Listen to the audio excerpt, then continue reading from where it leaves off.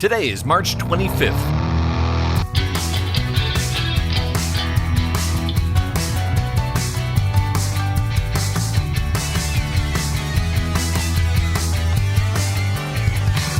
It's the 84th day of the year, and this is the On This Day podcast. At the turn of the century, the early 1900s, New York City is the largest factory town in the country. But unlike the factories that crop up in large, sprawling warehouses or single-level factory floors on the outskirts of other American cities and towns at the time, New York's manufacturing plants are crammed into high-rises, skyscrapers in the middle of a densely populated urban center. On this day in 1911, one of those factories occupies the top 3 floors of the Osh Building on Washington Place, a high-rise in the Greenwich Village neighborhood on the southern end of Manhattan. In 1911, March 25th is a Saturday, and the work day at the Triangle Shirtwaist Company is coming to an end. The factory is filled with more than 500 workers who cut and sew together shirtwaists. These days we call the garment a blouse, and we call the factory a sweatshop. A little before 5 p.m. on this day, a fire breaks out on the 8th floor. The fire starts in a bin of scrap fabric under a cutter's table, loose scraps of fabric that have been accumulating there for weeks, sparked most likely by a cigarette butt. Atop the cutter's table are 100 or so layers of fabric that have just been prepped for cutting. The fabric ignites, and the flames continue to rise, catching the paper cutting templates hanging above the table, pieces of the tissue paper templates floating to nearby tables, carrying the fire with them. And this all happens in a matter of seconds. Workers try to douse the flames with a bucket of water, but to no avail. And what few fire hoses there are on the 8th floor are rotted through and not properly connected to the water tank on top of the building.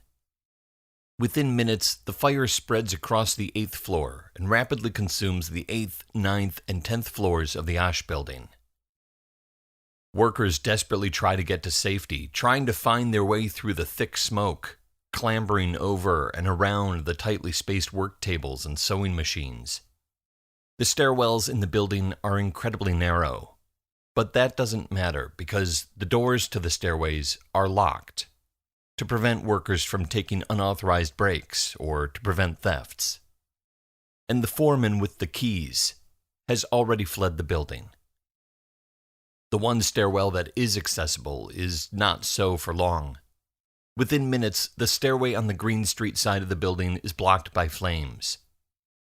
20 or so workers crowd onto a poorly constructed fire escape, which soon twists away from the building and crashes to the street below. With nowhere left to turn, those workers still in the building move to the windows, the billowing smoke at their backs, the intense heat from the fire driving them towards the open air outside. Those who do not asphyxiate jump to escape the flames as witnesses below watch in horror and disbelief. One of those witnesses, William Shepard, recalls seeing the first puffs of smoke come from the building, and very soon after that seeing dozens of young women at the windows screaming for help, call the firemen, get a ladder. But when firemen arrive, their ladders only reach the 6th floor windows, 2 stories below the trapped and terrified workers. Shepard recalls watching the horrific scene that unfolds above. Quote, "One girl climbed onto the window sash. Those behind her tried to hold her back. Then she dropped into space. I didn't notice whether those above watched her drop because I turned away. Then came that first thud. I looked up. Another girl was climbing onto the windowsill. Others were crowding behind her. She dropped. I watched her fall, and again the dreadful sound. 2 windows away, 2 girls were climbing onto the sill. They were fighting each other and crowding for air.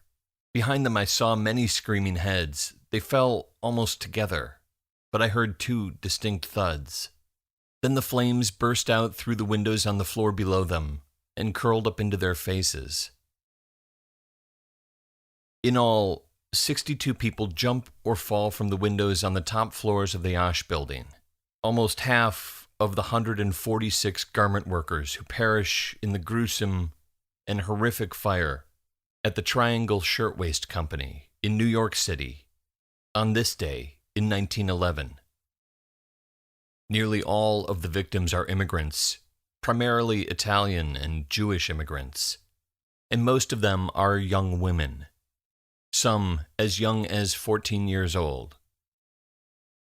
After the fire, the Triangle Shirtwaist Company owners Max Blank and Isaac Harris are found not guilty of first or second-degree murder.